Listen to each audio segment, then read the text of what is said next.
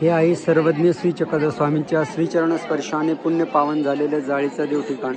आणि या जाळीच्या देवाची यात्रा उद्या दिनांक 12 फेब्रुवारी रोजी रात्री 8 वाजता रथ निघणार आहे।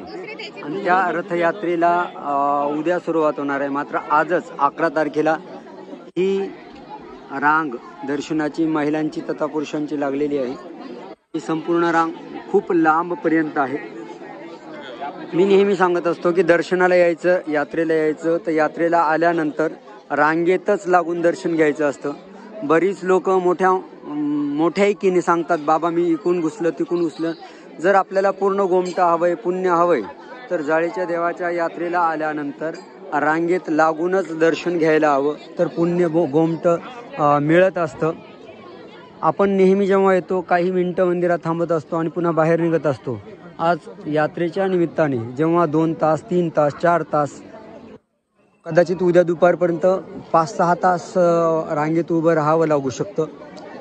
रांगेत उभं राहू इतक्या वेळ त्यावेळी दर्शन घेणं किती अवघड आहे हे आपल्या लक्षात येत असतं। अनेक मायमाऊल्या अनेक भाविक भक्त रांगेत लागलेले हे मी आता मंदिराच्या खूप जवळ आलेलो आहे आणि हे तुम्हाला मंदिर दिसते। आता जाताना मी किती दूरपर्यंत ही रांग लागलेली हे तुम्हाला दाखवतो। मी जे बघतायत त्यांना सांगेल की हे मंदिर बघितल्यानंतर जाळीच्या देवाला हात जोडा आणि दंडवत म्हणा, दंडवत। ही रांग लागलेली आता ही संपूर्ण रांग खूप दूरपर्यंत आहे। माऊल्या उभ्या आहेत, अनेक जण 2-2 तासापासून उभे आहेत। आणि म्हणून मी म्हटलं तसं आज 11 तारखेला रात्री 9 वाजता ही रांग लागलेली आहे। ही रात्रभर दंडवत, ही रात्रभर रांग चालणार आहे दंडवत। ही रांग रात्रभर चालणार आहे दंडवत। उद्या दिवसभर असणार आहे, उद्या रात्रीही असणार आहे। जर कदाचित मी चुकीचा नसेल तर एका रांगेत म्हणजे महिलांची असेल अथवा पुरुषांची असेल, एका रांगेमध्ये जवळजवळ 2 ते 3 हजार लोक उभी आहेत। दंड ही किती लांबपर्यंत आहे। आणि सर्वजण कोण जेवण बाकी आहे, काहींचं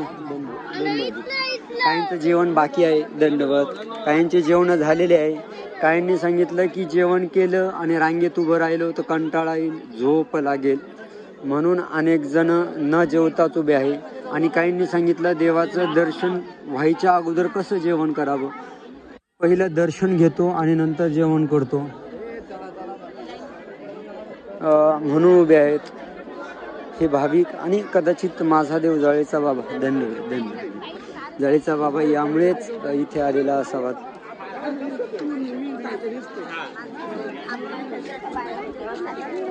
हळूहळू दंडवत, हळूहळू रांग पुढे सरकते दंडवत।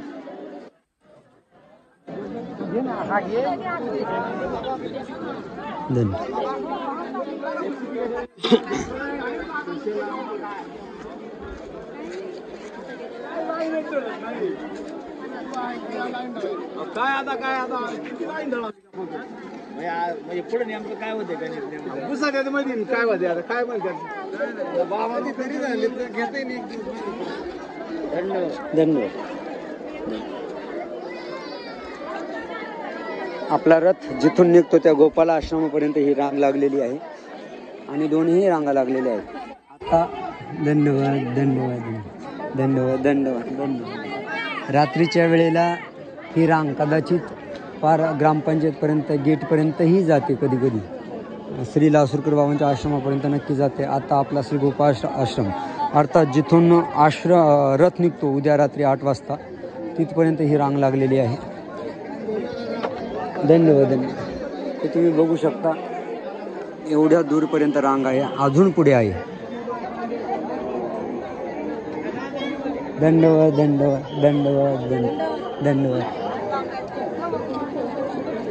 फक्त तुम्ही जर रांगेत उद्या लागणार असाल तर सगळ्यांनी गाठी करत बसायचं आहे। बाहेरच्या गप्पा मोबाईल बघण्यापेक्षा तुम्ही रांगेत लागल्यानंतर स्वामींचं स्मरण करावं, 5व्या नामाचं स्मरण करावं, तर रांगेत लागल्याचं अनेक गोष्टी सार्थक होईल। अर्थात रांगेत दर्शन घेतल्याचं पुण्य आहेच, पण सोबत जर स्मरण करत उभे राहिले, गाठी घेऊन जर स्मरण करत उभे राहिले तर अधिक पुण्य उमटलं आहे।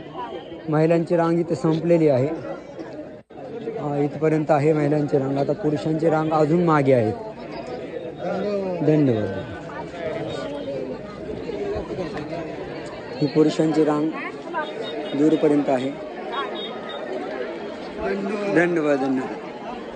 हा गोपाल आश्रम. या ठिकाणाहून समोर तुम्हाला दिसतोय तो रथ. उद्या आपल्या सगळ्यांना ज्या रथयात्रेचं औत्सुक्य आहे, खासियत आहे, तो रथ अनुभवायला मिळणार आहे. त्याची यात्रा आपण तेही दाखवण्याचा प्रयत्न करणार आहोत. आणि रांग मात्र अजून धन्यवाद. रांग मात्र अजून पुढेपर्यंत आहे. ही बघा, ही रांग आहे. रस्त्याच्या दोन्ही बाजूला आजूबाजूला दुकानं आहेत.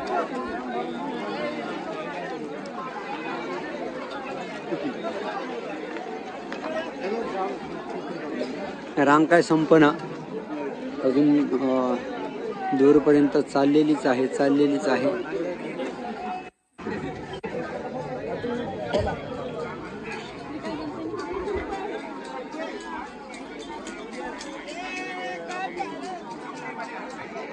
हे आपलं पांचजन्य पब्लिशर्स बुक स्टोअर. हे असं महानुभाव पुस्तकांचं घर. हे पुस्तकं सगळे आपल्या ग्रंथालयात सगळे विक्रीला आहेत. आणि हे आपल्याला मधी तोपर्यंत सर्वांना हे बघायला मिळेल. हे आमचे आदरणीय पूजनीय सुदामराजदादा आंबेकर हे इथे बघतायत. आणि ही सर्व ग्रंथ संपदा आपल्याला जर पोथीच्या या यात्रेच्या दिवशी तर आहेच, पण सोबतच आपल्याला घरपोच सुद्धा मिळते.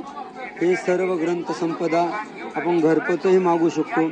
तुम्हाला सगळ्यांना आपला नंबर माहितीच आहे किंवा मी अनेक व्हिडिओमध्ये टाकलेला आहे. तो व्हिडिओमध्ये असलेला नंबर या ठिकाणीही नंबर टाकलेला आहे, तो तुम्ही बघू शकता.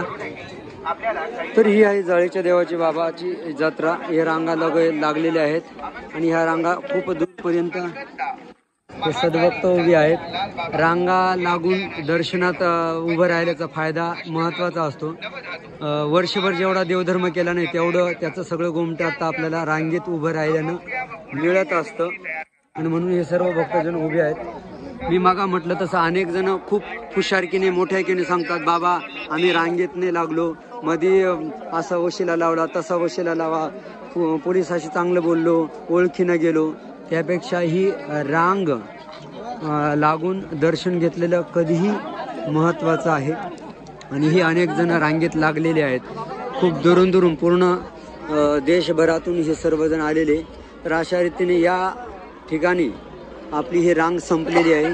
धन्यवाद. आणि इथे रांग संपली आणि हे मंदिर आहे. म्हणजे इथपर्यंत रांग आलेली आहे. मला अंदाज नाही की नेमकी किती लोक आहेत, पण बघा हे सर्वजण माझ्या देवाची भक्त आहेत आणि ते सर्व देवाच्या दर्शनासाठी लागले. उद्या ज्यांना शक्य असेल त्यांनी नक्की या. दंडोत प्रणाम. आणि जाळीच्या देवाच्या यात्रेमध्ये सर्वांचं मनपूर्वक धर्मगप्पा विथ धनंजय या यूट्यूबच्या वतीने सहर्ष स्वागत आहे. दंडोत प्रणाम.